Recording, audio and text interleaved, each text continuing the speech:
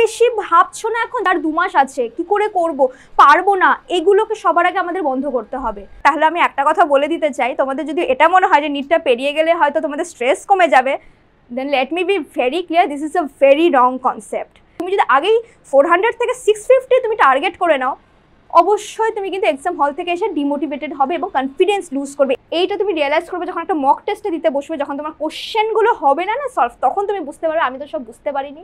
এবার time table কখনোই তুমি এ সকালে উঠছে বলে আমিও উঠবো বা এ রাত অবধি জাগছে বলে আমিও জাগবো, সেটা কিন্তু কখনো আসবে না।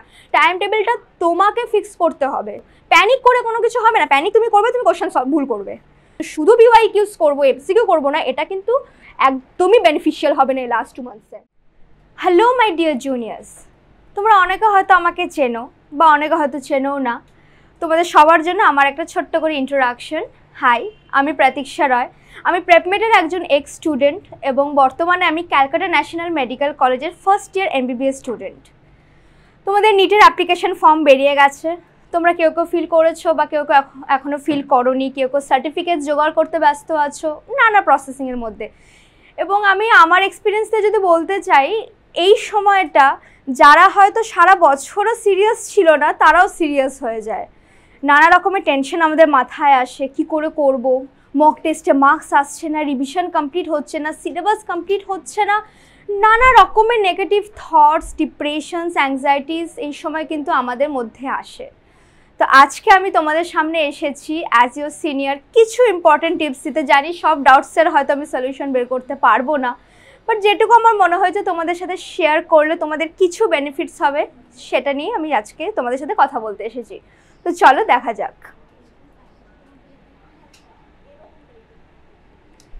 যেটা ফার্স্ট দেখতে পাচ্ছ, ফিয়ারলেস অ্যান্ড ফোকাস মোর। এটা এখন আমাদের জন্য ভীষণ দরকার। তোমরা এত বেশি ভাবছো না এখন, যার 2 মাস আছে, কি করে করব, পারবো না, এগুলোকে সবার আগে আমাদের বন্ধ করতে হবে। ভয়কে কম করো এবং ফোকাস, কনসেন্ট্রেশনের এগুলোর অনেক বেশি তোমাদের কোয়ান্টিটিটা কিন্তু বাড়াতে হবে। ফার্স্ট পয়েন্ট আমি যদি বলি, believe in yourself that you can definitely crack. NEET crack করতে পারবো বা ডাক্তার হতে পারবো, এই স্বপ্নগুলো একদিন তুমিই দেখেছিলে, যার জন্য আজকে তুমি কিন্তু নিটের প্রিপারেশনটা স্টার্ট করেছো।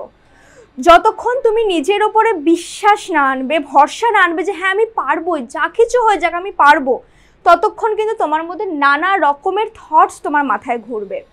যখন তুমি নিজের ওপর একটা কনফিডেন্স আনবে যে এটা আমার টার্গেট, একটা স্টিল একটা ফিক্সড টার্গেট, এবং সেটাকেই তুমি যখন লক্ষ্য করে এগিয়ে যাবে, দেখবে তোমার কাজটা অনেক বেশি ইজি হচ্ছে। কে কত পেলো বা কে কী বলছে, কে কী করছে, সেগুলো ভাবার এখন আমাদের আর সময় নেই। সেকেন্ড আমি যদি বলি, stress is a part of life, so accept that you cannot escape from it. এখন তোমাদের হয়তো মনে হচ্ছে তো যে নিটের পড়াশোনাটা, প্রিপারেশনটা ভীষণ স্ট্রেসফুল, ভীষণ মানে কষ্টের। তাহলে আমি একটা কথা বলে দিতে চাই, তোমাদের যদি এটা মনে হয় যে নিটটা পেরিয়ে গেলে হয়তো তোমাদের স্ট্রেস কমে যাবে, then let me be very clear, this is a very wrong concept. আমি এখন MBBS-এ ঢোকার পর অন্তত এটুকু বলতে পারি, নিটের স্ট্রেসের সামনে MBBS-এর স্ট্রেসটা মানে জাস্ট একটা ইনফাইনাইট সি। সার্জারিতে আমি আমার সিনিয়রদের দেখেছি তারা কিভাবে সারাদিন না খেয়ে তারা ডিউটিস করছে, সার্জারি ব্লকস বলো বা নর্মাল OPDs বলো, ইনপেশেন্ট রুমগুলো, ইন্টার্ন দাদাদের আমি দেখেছি সারাদিন ধরে পেশেন্টদের সমস্ত প্রবলেম সলভ করা, পেশেন্টদেরকে বেড নিয়ে একটা ঝামেলা হওয়া বা পেশেন্ট পার্টিসদের সাথে কথা বলা, তার মধ্যেই পড়াশোনা করা, খেতে না পাওয়া প্রপারলি, শুতে না পাওয়া, অনেক অনেক কিছু স্ট্রেস কিন্তু আমাদের জন্য অপেক্ষা করছে। তুমি যদি এখনই ভেবে ফেলো যে না স্ট্রেস হয়ে যাচ্ছি, আমি পারছি না, তাহলে এটুকু বলতে পারি, you are really not a better candidate for being in this medical career. এটাকে তুমি নিট প্রিপারেশনকে যখন স্ট্রেস না ভেবে তুমি যখন এটাকে এনজয় করা শুরু করবে, প্রসেসটাকে লার্ন করবে, তখন কিন্তু তোমাদের কাছে অনেক বেশি প্রিপারেশনটা ইজি হয়ে যাবে। স্ট্রেস কেন, ভয়ের তো কিছু নেই। তুমি ডাক্তার হতে চেয়েছো এবং এটা একটা মানে একটা বড় সিঁড়ির জাস্ট প্রথম ধাপ, অনেক কটা ধাপ এখনও বাকি আছে। জাস্ট এখন আমাদের মাথা ঠান্ডা করে রাখতে হবে। পরেরটা যদি আমি বলি, নো নেগেটিভ থটস। নেগেটিভ থটের এখন কোনো সময় নেই। তুমি কোথায় ল্যাক করছো সেটা দেখো, সেটা দেখে তুমি তোমার সলিউশন বের করো। আমি পারবো না, আমি না পারলে কি হবে, আচ্ছা আমি নিট ক্র্যাক না করতে পারলে আমার বাবা মা কী বলবে, টিচার কি বলবে, আমার বন্ধুরা পেয়ে যাবে। এখন এত কিছু ভাবার সময় বিন্দু মাত্র নেই। 2 মাস বাকি আছে, কোথায় ল্যাক করছো সেগুলোকে বের করো, নিজের সাথে সেগুলোকে রেকটিফাই করো। And the last over year you are stronger than you think. তুমি যদি এটা মনে করো তুমি হেরে গেছো, তাহলে আমি বলবো তুমি ভীষণ ভুল। তুমি নিজেকে যেটা ভাবছো তুমি তার থেকে অনেক বেশি stronger. Just one thing you have to do is you have to believe in yourself. নিজের ওপর ভরসা রেখে এগিয়ে চলো, পরে যা হবে দেখা যাবে। যেটুকু তোমার হাতে আছে তুমি সেটুকু তো করো, যেটা তোমার হাতে নেই সেটা তুমি কিচ্ছু করতে পারবে না। Stop procrastination. প্রোক্রাস্টিনেশন কথাটার মানে কি হয়তো তোমরা জানো বা অনেকে হয়তো জানো না, আমি বলে দিচ্ছি। Delaying or postponing tasks. আজ হয়তো তুমি কোনো টপিক বুঝতে পারছো না, বা তুমি তোমার মক টেস্টে হয়তো স্কোর লো করেছো, ঠিক আছে থাক, আজ তো অনেক পড়ে ফেলেছি, কালকে করব। ঠিক আছে থাক, কালকে হলো না পরশু করব। এই জিনিসগুলোকে এখন ইমিডিয়েট স্টপ করতে হবে। তোমার যদি কোথাও মনে হয় তুমি কোনো টপিক বুঝতে পারোনি বা কোথাও তোমার অসুবিধা হচ্ছে, ইমিডিয়েট তার সলিউশন করো। কখনোই কাল করব পরে করব না, কাল নয় আজ করবে, এবং আজও নয় এক্ষুনি করবে। টাইম আমাদের কাছে নেই, every second matters. Acknowledge the reality, mistake, weak chapters and difficult topics. রিয়ালিটিটাকে একটু তোমাদের বুঝতে হবে যে অ্যাকচুয়ালি তোমার মানে ডেফিশিয়েন্ট কোথায়। তুমি জাস্ট মক টেস্ট তুমি দিয়ে এলে এবং তারপরে যদি তোমার স্কোর আমি ধরেও নিই 400 এসেছে, 450 এসেছে, এবং তুমি এটাই ভেবে যাচ্ছ যে কেন, আমি তো সারাদিন ধরে পড়ছি, আমি তাহলে কেন পারছি না, বা এই ধরনের এই জিনিসগুলোকে তুমি যত ভাবতে থাকবে তত সময় নষ্ট হবে। Just for your betterment, as soon as you come from your mock test, যেই কোশ্চেনগুলো তুমি পারোনি সেগুলোকে বের করো। এটা হতে পারে না একটা চ্যাপ্টারে তুমি সবকটা টপিক বুঝতে পারোনি। লেটস ফর এক্সাম্পল আমি যদি বলি মলিকুলার বেসিস অফ ইনহেরিটেন্স চ্যাপ্টারটার কতগুলো তো টপিক রয়েছে, রেপ্লিকেশন রয়েছে, ট্রান্সক্রিপশন রয়েছে, ট্রান্সলেশন রয়েছে, দেন জিনোমগুলো রয়েছে। প্রত্যেকটা চ্যাপ্টারে কি তুমি বোঝো নি? তুমি যদি সব কিছু না বুঝতে পারো তাহলে তুমি 720-র মধ্যে 400টা পেলে কি করে? তুমি তো 400 পেয়েছো, মানে তুমি কিছু তো বুঝেছো। যেটা বোঝোনি সেটার ওপরে ইমিডিয়েট ওয়ার্কআউট স্টার্ট করো না। তোমাকে দেখতে হবে তুমি কোথায় ল্যাক করছো। তুমি কি কনসেপ্ট বুঝতে পারোনি, না তুমি সিলি মিস্টেক করছো, না তুমি তাড়াহুড়ো করে কিছু ভুল করেছো। এই জায়গাগুলোকে নিজেকে রেকটিফাই করতে হবে, নিজেকে বুঝতে হবে। কেউ তোমার হাতে কিন্তু ধরিয়ে দেখাবে না, অ্যাটলিস্ট স্পেশালি লাস্ট এই 2 মান্থসে। Learn when, what and how to study. এটা ভীষণ একটা ইম্পর্টেন্ট জিনিস। স্পেশালি আমি এই লাস্ট 2 মাসের জন্য বলবো, তোমার যদি এখন ধরো পুরো সিলেবাস কমপ্লিট নাও হয়, তুমি পুরোটা না করতে পারো, অ্যাটলিস্ট সেই ইম্পর্টেন্ট স্কোরিং টপিকসগুলো যে কী কী পড়লে তোমার মার্কস বুস্ট আপ হবে সেটা তোমাকে বুঝতে হবে। রাদার আমি এরকমও অনেক তোমাদের জুনিয়র্সদের দেখেছি যারা ধরো অন্য কোথাও মক টেস্ট দিচ্ছ, এবং সেই মক টেস্টে ধরে নাও কিছু ইরিলেভেন্ট কোশ্চেন্স আসছে, বা আউট অফ এনসিইআরটি কোশ্চেন আসছে, বা কিছু আউট অফ সিলেবাস কোশ্চেন্স আসছে, এবং সেই মক টেস্টের স্কোরটা বাড়ানোর জন্য তোমরা তখন আউট অফ এনসিইআরটি পড়া শুরু করে দিচ্ছ, বা কোনো মানে ইরিলেভেন্ট কোনো বই যেগুলো সত্যি আজ 10 বছরেও হয়তো আসেনি। প্রায়োরিটিটা একটু বোঝো তো, তোমার মক টেস্টের স্কোরটা বেশি আনাটা বেশি দরকার, নাকি তোমার নিটটা ক্র্যাক করা বেশি দরকার? কি এক্স্যাক্ট পড়লে তুমি নিটটা ক্র্যাক করবে সেটা তোমাকে বুঝতে হবে। তার জন্য আমি বলছি কোনটা তোমার ডিফিকাল্ট টপিকস, উইক চ্যাপ্টার্স, তারপর মিস্টেক্স, এগুলোকে রেকটিফাই করার এখন ভীষণভাবে important. Then set small goals and increase your score gradually. আজ যদি তুমি 400 নিয়ে আসো ধরো মক টেস্টে, তুমি যদি ভাবো আমি নেক্সট মক টেস্টে 650 নিয়ে আসবো, দ্যাট ইজ নিয়ারলি ইম্পসিবল। আমি বলছি না একদম impossible, but still this is nearly impossible. বরঞ্চ তুমি এরকম একটা টার্গেট সেট করো যেটা তুমি অ্যাকমপ্লিশ করতে পারবে। তুমি 450 পেয়েছো, just set your target as 500।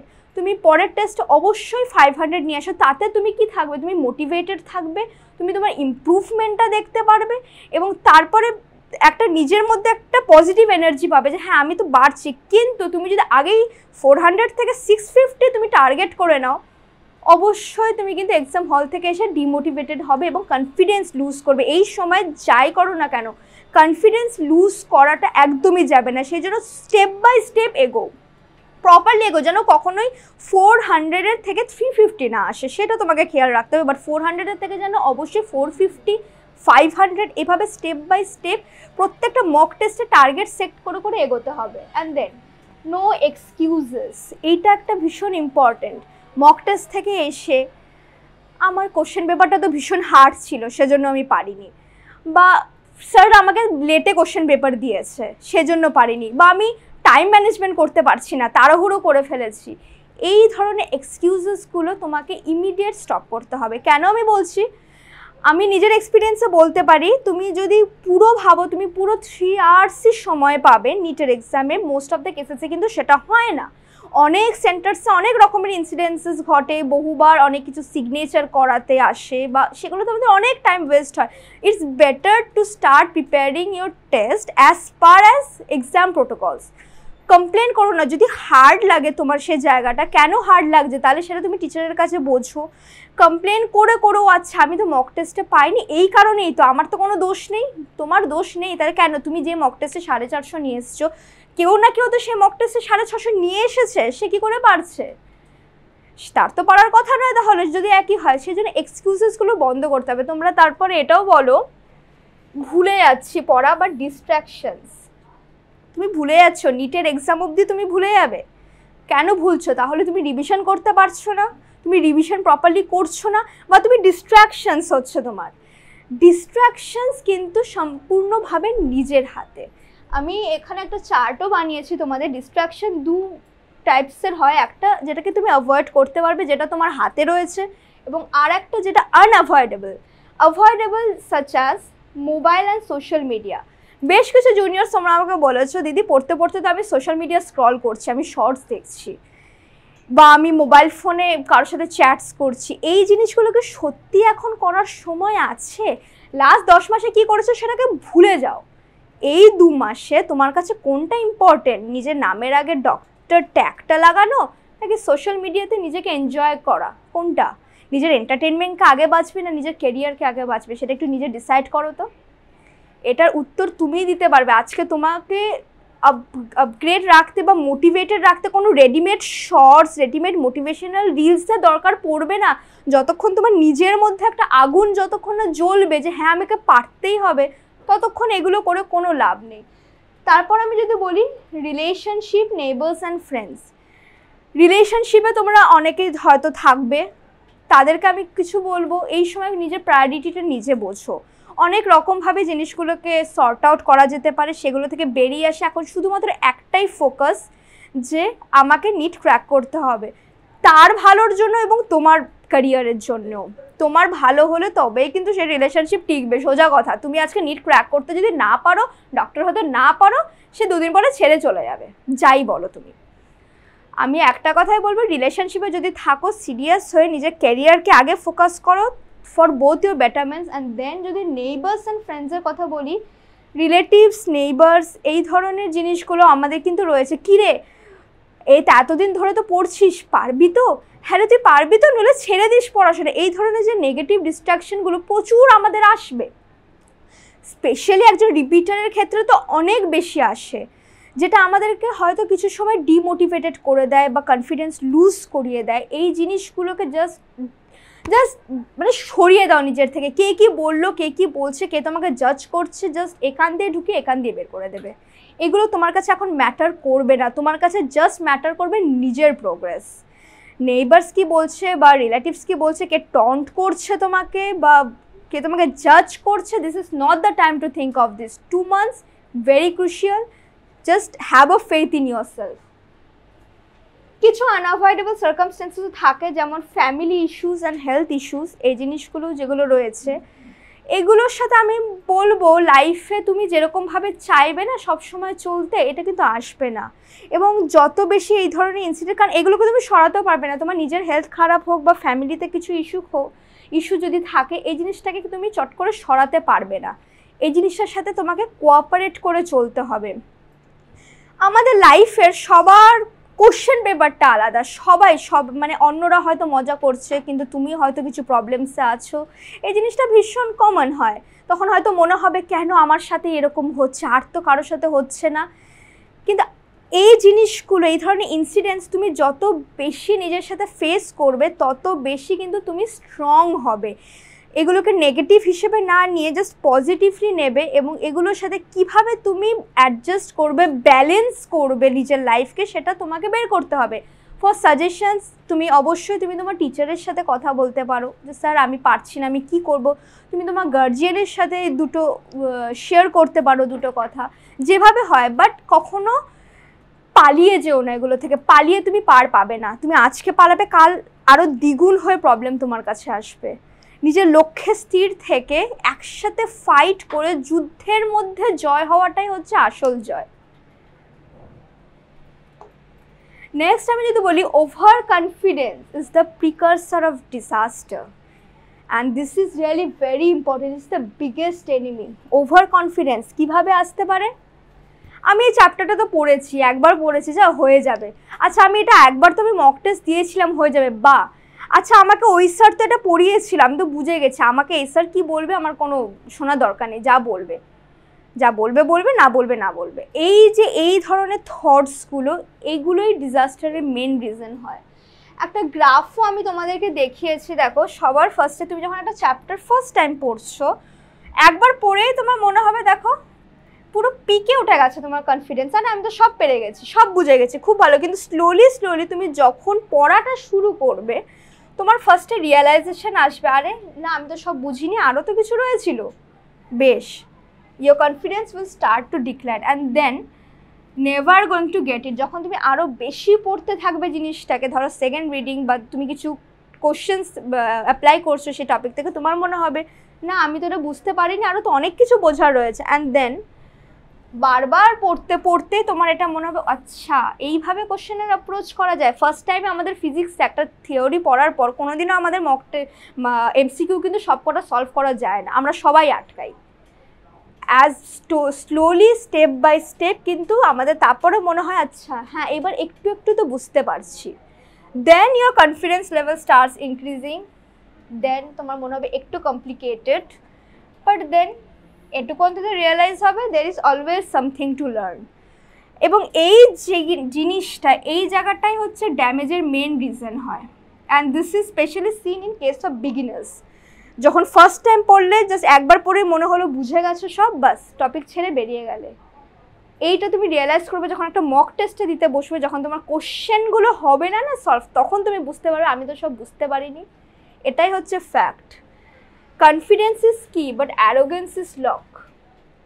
Confidence তোমার মধ্যে থাকা খুব ভালো, কিন্তু যে অ্যারোগেন্স আমি তো সব পারি, আমি সব পারবো, এই জিনিসটা যদি এখনও থেকে থাকে তাহলে আমি বলবো this will destroy your self.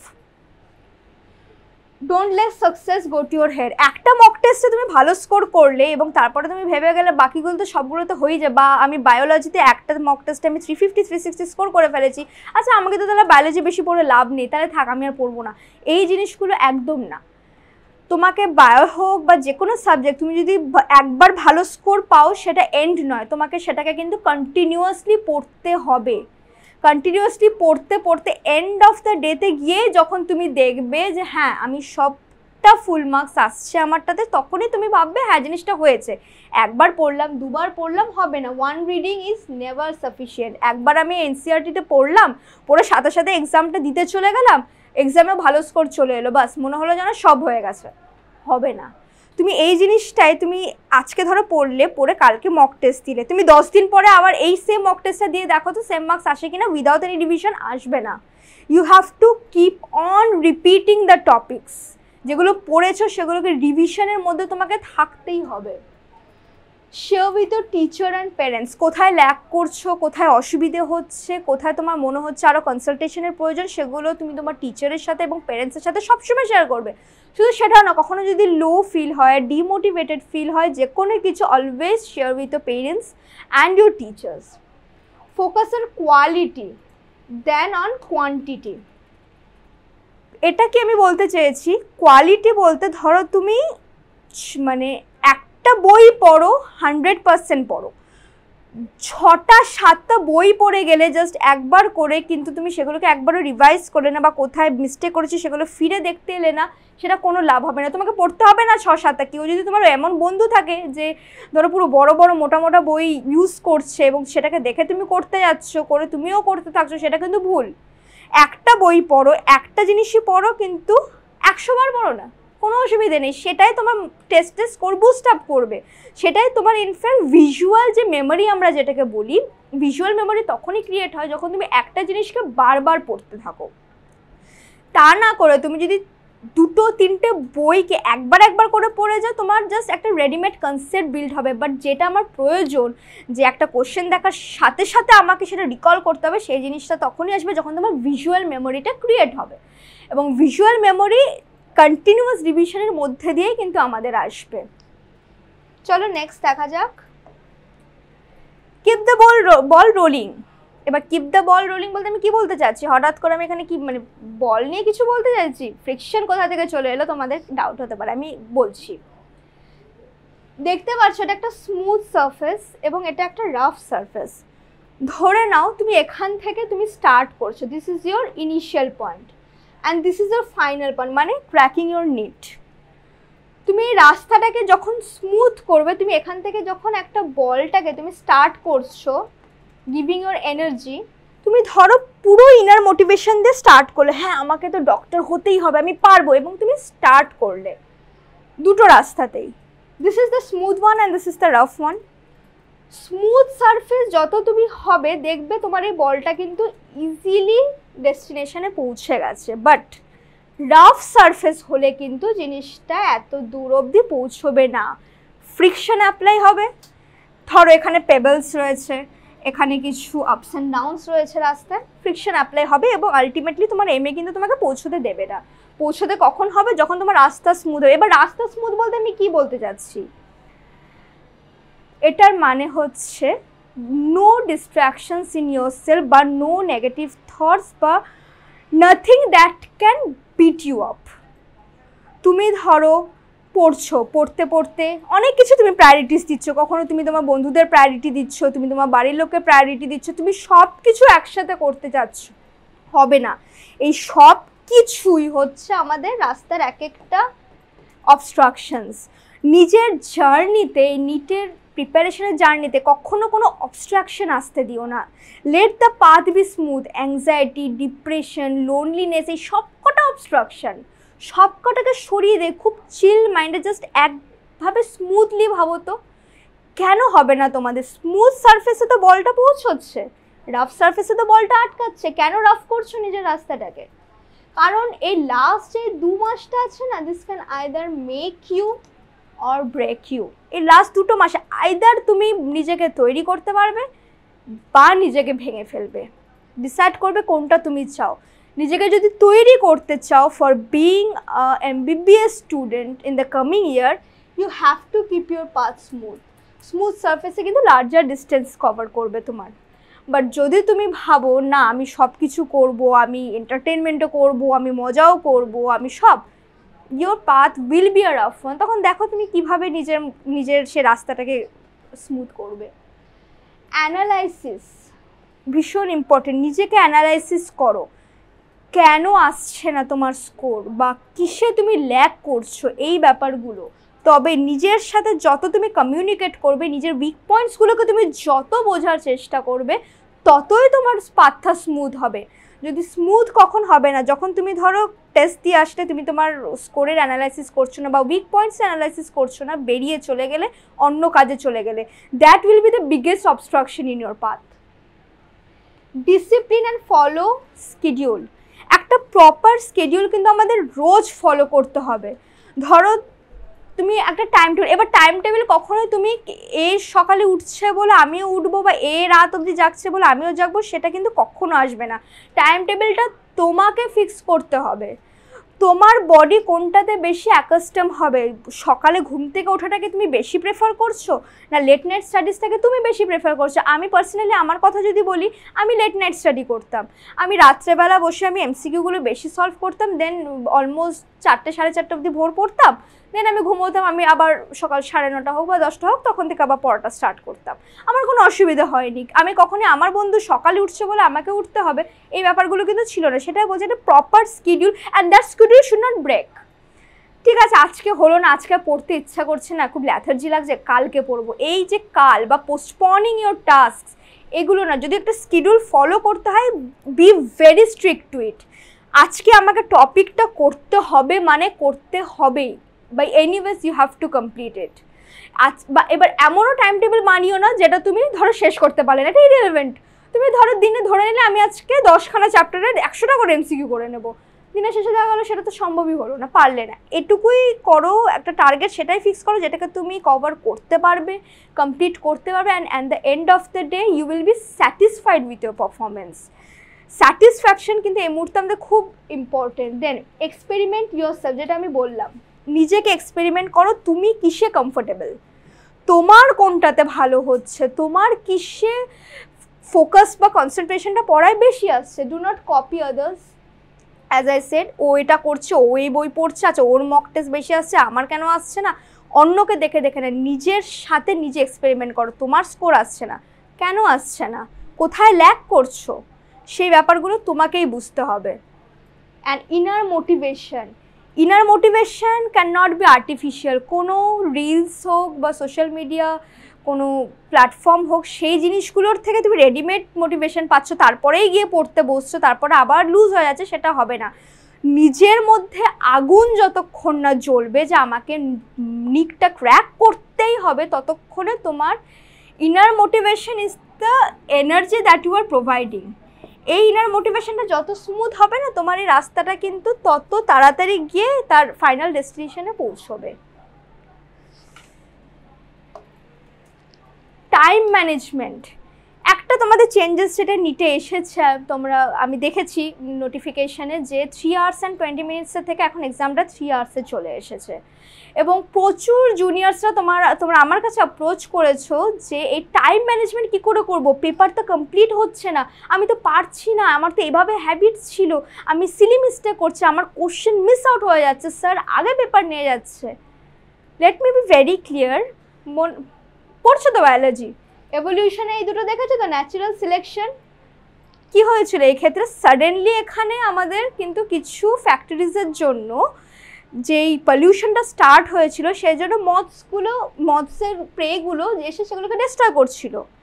As a result they have evolve themselves, তারা নিজেদেরকে এভলভ করে এই ট্রিয়ের যে কালারটা, যখন ট্রিটা তার কালো কালার হয়ে যাচ্ছিল পলিউশনের জন্য, সেই কালারে কিন্তু তারা নিজেদেরকে কনভার্ট করেছিল, অ্যাজ এ রেজাল্ট তারা বেঁচে গেছিলো। Survival of the fittest. আর একটা এক্সাম্পল মনে আছে তো সবার, Darwin's theory of natural selection. Galapagos আইল্যান্ডে গিয়ে ডারউইন কী দেখেছিল, একটা আইল্যান্ডে এই যে ফিঞ্চেস যেই বার্ডটা রয়েছে, তারা কত রকমভাবে নিজেদের এভলভ করেছে। দেখো তো, তারা ইনসেক্ট ইটিং বার্ডসটা নিজেদের মতো এভলভ করেছিল, ক্যাকটাসের মতো। সো আমি এটা কেন বলছি তোমাদের, আমি কি এখানে এভলিউশন পড়াচ্ছি? একদমই না। আমি এটাই বোঝাতে চেয়েছি, এভলিউশন যেটা আমরা নিজেদেরকে এভলভ করবো, সেটা খুব সাডেন চেঞ্জেস আসবে। তুমি আজকে হয়তো পেপার সলভ করতে পারছো না, কিন্তু তোমার একার জন্য তো 3 hours 20 minutes 3 hours আসেনি। যে চেঞ্জেসটা এসেছে সবার জন্য এসেছে, কিন্তু তাই বলে কি কেউ 700 করে পাবে না? পাবে, কিন্তু কেউ 700 পাবে না, পাবে। তাহলে তুমি কেন পাবে না? নিজেকে যত তাড়াতাড়ি পারো আপগ্রেড করো। এবং এই সময় টাইম ম্যানেজমেন্টে তোমাদেরকে যেটা দেখতে হবে, কিছু টিপস আমি যদি বলি, সলভ ডিউরিং এক্সাম স্লট। চেষ্টা করবে বাড়িতে যে 2 থেকে 5টা যে আমরা নিটের দিন এক্সামটা দেবো, সেই স্লটেই মক টেস্টটা দেওয়া। দেন ওএমআর বাবলিং, অনেকের হ্যাবিট হচ্ছে যে ওএমআর তোমরা ভুল বাবল করে ফেলছো তাড়াহুড়োতে। ওএমআর প্র্যাকটিসটা যত পারো বাড়িতে কনস্ট্যান্ট করতে থাকো। এবং আমি অ্যাজ এ সলিউশন তোমাকে এটাই বলবো, অনেকে থাকো যারা প্রথমে কোশ্চেন সলভ করে ফেলো এবং দেন তোমরা ওএমআরটা সলভ করো কোশ্চেন দেখে দেখে। এটা আমি স্ট্রিক্টলি অ্যাভয়েড করতে বলবো, কারণ অনেক সময় তোমরা ধরো পরপর আসছো, কোনো একটা বাবেলও যদি মিস হয়ে যায় না, পুরো সিকোয়েন্সটা কিন্তু ভুল হয়ে যাবে, এটা মেজর লস হবে। এক একটা কোশ্চেন করো সাথে সাথে, খুব চিল মাইন্ডে দেখে দেখে কোশ্চেন নাম্বার 1 সলভ করলে, আচ্ছা 1 সাথে সাথে করে নাও। যদি কোনো কোশ্চেন তোমরা ছাড়তে চাও বা পরে অ্যাটেম্প্ট করতে চাও, সেগুলোকে সার্কেল করে রাখলে সেগুলোতে পরে এলে অসুবিধে নেই, কিন্তু মেজরিটি কোশ্চেন যেন সাথে সাথে হয়ে যায়। এমনিতে টাইম কমে যাচ্ছে, তুমি যদি চাও পরে সলভ করার পরে বাবলিং করলে সেটা কিন্তু খুব ডিফিকাল্ট হয়ে যেতে পারে, খুব রিস্কি হয়ে যেতে পারে। দেখা গেল পেপার তুমি পুরো সলভ করে ফেলে ওএমআরটাই পুরো শেষ করে উঠতে পারলে না, তুমি বুঝতে পারছো কী হতে পারে। তো ওএমআর বাবল প্র্যাকটিসটা বাড়িতে করবে এবং একটা করে সাথে সাথে সেটাকে ওএমআরটা বাবল করে নেওয়া, এটা তোমাদের শিখতে হবে। এক্সাম হল প্যানিক্স, প্যানিক করে কিছু হবে না। এক্সাম হলে গিয়ে আমি নার্ভাস হয়ে যাচ্ছি, আমার ডিপ্রেশন লেগে যাচ্ছে, ভয় হয়ে যাচ্ছে, সব গুলিয়ে যাচ্ছে। এটার জন্য আমি একটা কথাই বলবো, যখন তোমার প্রিপারেশনটা খুব মানে ভালো হয়ে যাবে না, তখন কিন্তু প্যানিকসগুলো একটু হলেও কমবে। যদি মনে হয় এক্সাম হলে কি নার্ভাস হয়ে যাচ্ছ, হলে বসার আগে একদম কারোর সাথে কথা বলবে না, খুব ঠান্ডা মাথায় কুল মাইন্ডে থাকবে, ডিপ ব্রিথস করবে এক্সামটা স্টার্ট হওয়ার আগে, এবং কারোর সাথে কথা না বলে যখন পেপারটা আসবে চিল মাইন্ডে একটা লম্বা নিঃশ্বাস নিয়ে স্টার্ট করো। প্যানিক করে কোনো কিছু হবে না। প্যানিক তুমি করবে, তুমি কোশ্চেন ভুল করবে। যত তুমি রিভিশন প্রপার করে যাবে, তোমার কনফিডেন্স বুস্টেড আপ থাকবে, তত তোমার প্যানিক এমনিই কম হবে। তো ফার্স্ট অফ অল আমি বললাম রিভিশন বেশি করো যদি মনে হয় প্যানিক হয়ে যাচ্ছে, নার্ভাস হয়ে যাচ্ছে। And secondly, take deep breaths during the examination and don't talk to anybody in the hall except the invigilators. 2 মাস বাকি আছে, no doubt time is ticking. এই মুহূর্তে টাইম আমাদের কাছে লিটারালি একটা bomb. Either you utilise it or you waste it, and don't waste even a second. তুমি যদি 1 মিনিটও ওয়েস্ট করো না, নিটে এবছর তো 24 লাখ ছিল আগের বছর, এবছর 25-26 লাখ তো অনায়াসে। এটুকু মাথায় রাখবে, 1টা মিনিট তুমি ওয়েস্ট করছো, নো ডাউট অন্যরা ঠিক সেটাকে ইউটিলাইজ করে দিচ্ছে। Lakhs of student will be utilising that minute. এই জিনিসটা যখন তুমি নিজের মধ্যে আনবে, এটা আমি খুব ভাবতাম। আমি যদি আজকে পড়তে পড়তে কখনো অন্য কিছু করতে ইচ্ছে করতো, আমার মাথায় একটা জিনিসই আসতো, কিন্তু বাকিরা তো এই সময়টাকে ইউটিলাইজ করছে, তাহলে আমি কেন পারবো না? জাস্ট তো 2 মাস, 2 মাসের পরে তুমি এমনিই ফ্রি। ইনফ্যাক্ট তখন ছুটি কাটাতে কাটাতে তোমার বোর লাগবে। 1টা মিনিটও যাতে ওয়েস্ট না হয় সবসময় সেই খেয়ালটা রাখবে। সেলফ স্টাডিটার ভীষণভাবে দরকার। তুমি ধরো সারাদিন এখন তুমি যদি কন্টিনিউয়াসলি সারাদিন ধরে ক্লাসেস করতে থাকো এবং তারপরে যদি তুমি দিনের শেষে রিভিশন না করো, সেলফ স্টাডি না করো, সেটা কিন্তু কোনো লাভ দেবে না। তোমাকে সেলফ স্টাডির মধ্যে অ্যাটলিস্ট লাস্ট 2 মান্থসের তো সেলফ স্টাডি ভীষণ ভীষণ ইম্পর্টেন্ট। ডাউট ক্লাসেস, কখনো কোনো টপিকস তুমি ধরো বুঝতে পারছো না বা গুলিয়ে গেছে, হচ্ছে না, ইমিডিয়েট ডাউট ক্লাস নেবে, পরের জন্য ফেলে রাখবে না। যত তাড়াতাড়ি তুমি নিজে টাইম ওয়েস্ট না করে সেটাকে সলভ করবে। ধরো একটা কোশ্চেনে তুমি আটকে গেছো, সেটার পেছনে 2 মিনিট দাও, 5 মিনিট দাও, 10 মিনিট দাও, 15 মিনিট দাও, তারপরেও যদি না হয় just stop it over there. Immediate stop করে মার্ক করে রাখো, টিচারের কাছে এসে সেটাকে সলভ করে নাও। এমসিকিউস অ্যান্ড মক টেস্ট, নিটের সময়টা কমে যাওয়াতে না একটা জিনিস তোমাদের ভীষণ দরকার পড়বে, তুমি পার চ্যাপ্টার থেকে যত বেশি এমসিকিউস সলভ করবে, আমি যদি মিনিমাম 100 ধরে নিই, তত বেশি তাড়াতাড়ি কিন্তু তুমি রিকলটা করতে পারবে। And that should be quality, better quality MCQs. এমন না তুমি একটা টপিক্সের থেকে প্রচুর কটা করে নিলে, মানে একই কোশ্চেনের ওপরে চলছে তোমার এমসিকিউস, সেটা নয়। বিভিন্ন টপিক্সকে কভার করে করে প্রপার ওয়েতে এমসিকিউ যত পারো এখন সলভ করো, যত পারো। এমসিকিউ সলভ করলে ধরো তুমি একটা চ্যাপ্টারের থেকে 100টা সাপোজ তুমি এমসিকিউ সলভ করলে, 100টা করার পরে যে কোশ্চেনগুলো তুমি অনেস্টলি করবে, ফার্স্ট অফ অল এমসিকিউটাকে তো টাইম বাউন্ড ধরে করো। পার এমসিকিউ 1 মিনিটের বেশি আমি দিতে পারবো না, সেই প্র্যাকটিসটা আনো। যদি সত্যি 3 আওয়ার্সে তোমাকে টাইমটা শেষ করতে পারো এক্সাম, তো সেটা করে করে তুমি ধরো একটা সলভ করলে 100 এমসিকিউসের মধ্যে সাপোজ তুমি 30টা এমসিকিউস পারো নি, সেটাকে সার্কেল করে পরে এসো, আরেকবার ট্রাই করো, পারলে না সলিউশন দেখো, যদি বুঝে যাও খুব ভালো, সেটাকে আবার পরে একবার রেকটিফাই করে নিলে। কিন্তু যদি বুঝতে না পারো, ইমিডিয়েট টিচারের কাছে গিয়ে সেটাকে সলভ করে নাও। এখন আমাদের মক টেস্টের স্কোর বাড়ানোর জন্য বা নিটের স্কোর বাড়ানোর জন্য এটাই একমাত্র কিন্তু উপায়, solve as many MCQs as you can and clear concept as much as you can. PYQs and its pattern, অনেকে হয়তো তোমরা আছো এরকম, ক্লাস নোটস পড়লে, দেন NCERT পড়লে, দেন শুধু PYQs সলভ করলে, অ্যান্ড তুমি ভাবলে তোমার হয়তো প্রিপারেশনটা কমপ্লিট হয়ে গেলো সেই চ্যাপ্টার। কিন্তু এটা আমি স্ট্রিক্টলি না করব। শুধুমাত্র PYQs এর থেকে তুমি একটা প্যাটার্ন অফ কোশ্চেন বুঝতে পারবে, কিন্তু কখন কি প্যাটার্নের কোশ্চেন যে এক্সামে আসবে সেটা কিন্তু কোনো গ্যারেন্টি নেই, এবং সেটা তুমি তখনই পারবে যখন তুমি ভ্যারাইটিস অফ MCQ সলভ করবে। PYQs নো ডাউট সলভ করো, তার প্যাটার্নটা বোঝো, কিন্তু শুধু PYQs করবো, MCQ করবো না, এটা কিন্তু একদমই বেনিফিশিয়াল হবে না এই last 2 মান্থসে। NCERT is very important. কীভাবে পড়বে? একটা বায়োলজি চ্যাপ্টার আমি জাস্ট একবার NCERT পড়েছি বাস হয়ে গেল না, পারলে একটা বায়োলজি চ্যাপ্টার তুমি 10 বার পড়বে, টাইম নিয়ে পড়বে, তার প্রত্যেকটা ডায়াগ্রাম অ্যানালাইসিস করবে, সার্কেল করে করে পড়বে, তুমি মানে এনসিইআরটি বইটাকে তুমি ছিঁড়ে ফেলো পারলে পড়তে পড়তে। এই সময় আমি এই বছর নিটে আমার বায়োলজিটা 20 বার 30 বার 40 বার কতবার পড়েছি আমি নিজেও জানি না, and that is why I score 355 in biology. এনসিইআরটিটা পড়ার সময় খুব স্লোলি পড়ো, তোমার মনে হবে হয়তো এনসিইআরটিতে খুব ইজি ওয়েতে লেখা আছে এবং আমি তো সব পারি, কিন্তু সেটা কিন্তু না। লাইন্সের মধ্যে কিন্তু একটা লাইনেই 3-4টে রকমের কোশ্চেন ফ্রেম করা যায়। তুমি একটা লাইন ধরো পড়লে, একটা প্যারাগ্রাফ পড়লে নিজেকে বোঝার চেষ্টা করো কী টাইপের কোশ্চেন্স আসতে পারে, সেই অনুযায়ী সলভ করবে। সার্কেল করে করে জিনিসগুলোকে পড়বে, যেই ইম্পর্টেন্ট কিওয়ার্ডসগুলো আছে যাতে তুমি পরে আবার ফিরে আসতে পারো। এবং আমি তো ইনফ্যাক্ট বলবো বায়োতে বা যে কোনো এনসিইআরটিতে, ইভেন কেমিস্ট্রিতেও ইনঅর্গানিক রয়েছে, অর্গানিক রয়েছে, যেগুলোর এনসিইআরটি পড়াটা সত্যি দরকার। ক্লাস নোটসের যে এক্সট্রা পয়েন্টসগুলো থাকে সেগুলোকে তুমি পারলে এনসিইআরটির যে ব্ল্যাঙ্ক সাইডগুলো থাকে সাইডে, লেফট বা রাইট সাইডে, সেই জায়গাগুলোতে লিখে নাও।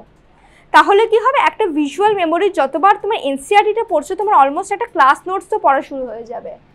রিভিশন, এবার রিভিশন কি করে করবে? জাস্ট খাতা উল্টালাম পড়তে থাকলাম, এটা কিন্তু রিভিশন নয়। একটা চ্যাপ্টার তুমি রিভিশন করলে ক্লাস নোটস তুমি একটা সাদা পেজে নিজের মতো করে লেখো, দেখো তুমি কতটা রিকল করতে পারছো। যখন পারবে না তখন তুমি আবার করবে। তুমি কখনোই ভাববে না যে এক্সামিনেশন দেওয়ার আগে আমি পুরো 79টা চ্যাপ্টার্স আমি রিভাইজ করে যাবো, সেটা কোনোদিনও পসিবল না। তার জন্য তোমাকে রিভিশন করার সময় কিছু তুমি মাইন্ড ম্যাপস বানাবে, তুমি বানাবে, সেটা কোথাও থেকে রেডিমেড নেবে না। মাইন্ড ম্যাপস মানে যে পয়েন্টগুলো তুমি ধরো বুঝতে পারো নি সেই জায়গাগুলোকে কিছু লিখলে, তারপরে কিছু শর্ট নোটস বানালে, অবশ্যই ফর্মুলা লিস্ট বানালে, রিয়াকশন মেকানিজমসগুলো ছোটো করে লিখলে, রিয়াকশন নেমসগুলো লিখলে, সেই জিনিসগুলোই কিন্তু এক্সামিনেশনের আগে আমাদের মূল সম্পদ হয়। কখনো কিন্তু নিটের আগের দিন তুমি যদি ভাবো আমি পুরোটা রিভাইজ করবো, that is never possible. So আমি যেটা বলতে যাচ্ছি, ক্লাস নোটস আগে পড়ো, এনসিইআরটি পড়ো, এনসিইআরটি কোশ্চেন্সগুলো অবশ্যই লাগাও, কিন্তু তারপরে কিন্তু একটা সাদা কাগজে নিজে লেখো। সব ভুলে যাবে একটা চ্যাপ্টার থেকে সেটা কিন্তু হবে না, কিছু কিছু জায়গায় থাকবে যেটা তোমার উইক চ্যাপ্টার্সগুলোকে আবার রিভাইজ করো, পুরোটার দরকার নেই। অ্যান্ড নো ডাউট যদি এখনও তোমাদের মধ্যে কেউ থাকো যে মাইন্ড ম্যাপস বানাওনি, তারপরে রিয়াকশন নেমসটা আলাদা করে লেখোনি, শর্ট নোটস বানাওনি, তাহলে দেরি করো না, এক্সামের আগে কিন্তু এগুলো লাগে সবটা কভার করার জন্য। রিল্যাক্সেশন অ্যান্ড ব্রেকস, এটাও কিন্তু খুব দরকার। তোমার যদি মনে হয় তুমি খুব স্ট্রেসড হয়ে যাচ্ছ, কষ্ট হচ্ছে সারাদিন পড়তে পড়তে, take breaks in between, no problem. তুমি ধরো পড়তে পড়তে মাঝখানে ধরো সারাদিন ধরে তুমি পড়ছো, you can easily take 30 minutes break, that's not a issue. Relaxation break, আমাদের ব্রেনের চার্জ হওয়াটা সিরিয়াসলি খুব দরকার। যেমন তোমার এখন হার্ডওয়ার্ক দরকার, at the same time you should also charge yourself. Relaxation, break times and proper sleep cycle নিয়ে আমি জাস্ট একটা ছোট্ট সাজেশন দেবো। আমি এটা তো তোমাদেরকে বললাম যে তুমি যদি ভোরবেলা পড়ে কমফোর্টেবল হও সেটা করো, বা লেট নাইট পড়ে কমফোর্টেবল হও সেটা, বাট এক্সামের অ্যাটলিস্ট 10 to 15 ডেজ আগে থেকে যারা তোমরা লেট নাইটার্স আছো তাদেরকে কিন্তু লেট নাইট স্লিপগুলোকে বাতিল করতে হবে। কেন আমি বলছি, আমি নিজের লাইফে দেখেছি সারা রাত যদি তুমি কন্টিনিউ জাগতে থাকো না, এক্সামের আগের রাতে তোমার ঘুম আসবে না, কারণ তোমার বডি সেই স্লিপ সাইকেলটাতেই কিন্তু হ্যাবিচুয়েট হয়ে গেছে। অ্যান্ড বেসিক্যালি যে কোনো হ্যাবিট আমাদের বডিকে চেঞ্জ করতে তার 21 ডেজ লাগে। আমি যদি 21 ডেজটা নাও ধরে, আমি যদি জাস্ট 10 ডেজও ধরে, অ্যাটলিস্ট 10 দিন আগে থেকে রাতটা জেগো না, একটু সকাল থেকে পড়ো, স্ট্রেস ফ্রি থাকো, রিল্যাক্স থাকো, একটু রিভিশন মোডে থাকো, নতুন কিছু পড়ো না এক্সামের 10-12 দিন আগে, একদম নতুন কিছু না, যেটা পড়ছো সেটাই বারবার পড়ো। স্লিপ সাইকেলটাকে রাত্রেবেলাটা যদি করো ভোর 4টে ভোর 3টে অবধি, সেটাকে এক্সামের আগের দিন করলে তোমার ঘুম আসবে না। আর প্রপার ঘুম যদি না হয়, you can not perform better in your exam. এটা হলো মেজর হ্যাম্পার হয়ে যাবে, তুমি সিলি মিস্টেক করবে, তোমার মাথা ব্যথা করবে, তোমার হেডেক্স হবে, মাইগ্রেনস হবে, গ্যাস্ট্রিক প্রবলেমস হতে পারে, অনেক কিছু। স্লিপটা দরকার। অ্যাটলিস্ট এক্সামে 10-15 দিন আগে হ্যাবিটটা চেঞ্জ করো। ফুডস, নো ডাউট খাবার তোমাদেরকে এখন একদম ঠিক রাখতে হবে। বাইরের ফুড, জাঙ্ক ফুড যতটা পারো 100%ই পারলে অ্যাভয়েড করো। Homemade healthy foods are very very essential. And then health and yoga, কিছু সামটাইমস যোগা, মেডিটেশনস, এগুলো আমাদের রিল্যাক্সেশনের জন্য, আমাদের কুল মাইন্ডসেটের জন্য এগুলো ভীষণভাবে দরকার।